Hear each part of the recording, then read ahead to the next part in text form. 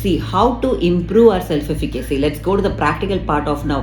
How do we improve a student to pass or even to take up the exam, to believe that he can do it? Because there are very good students, very talented, but very unfortunately they have this low sense of self-efficacy, because of which they are not even appearing for the exams. Even they do appear, because of this crippling fear of failure, which is not allowing them to get the good marks. And also people who are losing out on a lot of business opportunities. Many things are happening. So let's see, how do we improve this? There are 4 steps we follow. These are all like scientific and evidence-based steps I'm talking about. We'll see the practical aspect of it. The number 1 step is to actually taste success. How do we taste success? By setting an achievable goal. Here the word is very important, achievable goal.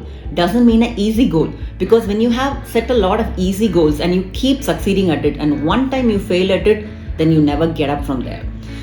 So it's very important that you set some achievable goals which requires a lot of work as well as perseverance, and you feel like you did it at the end of it. You feel like, okay, let me take some achievable task. Like for achievable goal, what you need to look into is your strengths and weaknesses.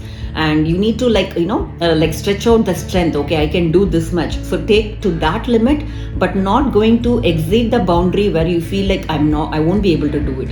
Okay, so I think in some example can help you. For example, let's say fitness goals. So if you want to think that I have to start with the fitness and I have to go to the gym. So let's say the first day, my achievable goal would be to actually go for a 20-minute in treadmill.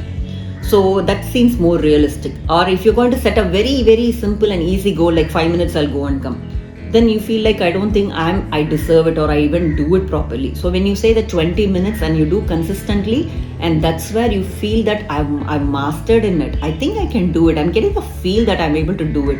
And for a student also to have some take up some tests which are like achievable but not very simple as well. So which requires a lot of perseverance and hard work. At the end of it, then you feel like I really deserve it. I've done it. So this is where you set up mastery life experiences, which gives you a feeling that I'm really good at it. So I hope all of you can relate, because all of you may have some low self-efficacy in some areas, but already enjoying high self-efficacy in certain areas. So let's say I'm having a high self-efficacy in counseling, that I can do it, that I have the ability to do that. I have the ability to train people. So in that case, you know what all you have? You feel that you have the ability and capability to do it. So how you got it? With some kind of success you've been having over a period of time. So this is what we need to fake it and build it by setting an achievable goal. Let's go to the number 2 step. That is having role models. That is when I talk about the power of observational learning. When you feel that I'm not able to do it, I don't think I'm like a middle-aged person. I don't think I can get up and go for a walk. So you feel like you just you underestimate yourself. But when you see at the same time a commercial ad, or someone, your friend may call up and tell, I actually registered a gym and I'm going daily and I'm I'm losing weight now and I'm becoming more fit. When such persons tell you this, then you feel motivated. When they can do it, why can't I?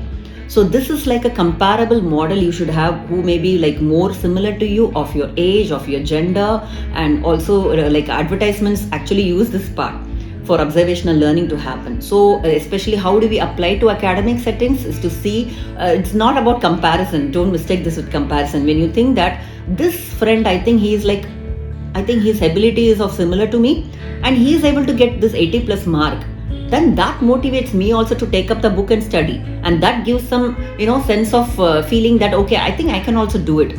So the same way you can apply to every areas of life as well. So this kind of vicarious learning we call an observational learning, by seeing people who are similar to you when they succeed, that gives you the much needed drive that even I can do it. So that's number 2. So number 3 is about getting some positive feedbacks from people. So encouragements and strokes, you always know that it always drives us. So when someone says that, oh Chitra, you're good at it. Oh, come on, you're very good at this. Oh, you dance well. Oh, you speak well. I would say when I look back in my area, how I got self-efficacy in certain areas of my life, I'm sure there were people who were actually encouraging. Oh, you are speaking well, your communication skill is good. So that gave this kind of feeling, okay, maybe I can try in that area. So somewhere you need this kind of feedback, but you can't like always ask for it. But one thing I can tell you, this is just external. This does not always define self-efficacy, but this can definitely increase it if you get it. And one more point of caution is that you need to actually make sure you don't talk to people who are very critical about you and who is going to talk all negative stuff. I don't think you're doing this well. I think I'm giving a feedback to you. So to these kind of people, please stay away from. Talk to people who really believe in and yourself, as well as who are going to encourage you and motivate you and give you that positivity. That is very important. And going to the last step, which is again very important because it's again a scientific based one. Whenever people are having self-efficacy low in self-efficacy, they have this physiological arousal. Let's say you're going for a talk, you're going for a presentation, and what happens, your heartbeat races up and you start sweating and your palm is chill. Then you feel like, I don't think I have the ability to do it. That's why my body is reacting. So this is going to bring down your self-efficacy very badly. So your body has to be convinced that, okay, I can remain calm in these kind of situations. That gives you a feedback that, okay, I'm good at it. So let's say there is an important presentation and you're remaining cool. That makes you actually give a feedback to yourself that I think I'm having the ability to do it, isn't it? So what we can do for it, we have to manage your stress levels. Especially you just have to see how to cope up with stress by positive coping techniques, and also stop worrying a lot. Focus on your thoughts, focus on the way you feel about areas of where you need this kind of growth and self-efficacy in. So those areas, you just have to practice some deep breathing or practice positive self-talk and positive affirmation, and also make sure that you don't succumb to those negative thoughts about your own selves, and just giving that pep talk to yourself much needed that I can do it. Why can't I? You have to keep remembering of all the success you had in life and see, I think I can do this. So this kind of things will reduce immediately your physiological arousal and make you feel more confident, especially before any important things, any challenging task. Tell yourself that I can do it, like positive self-talk, as well as you will see immediately your physiological arousal coming down. Take a deep breath and you feel that after all, I need to believe in myself. It's okay to make a mistake and let me learn from that.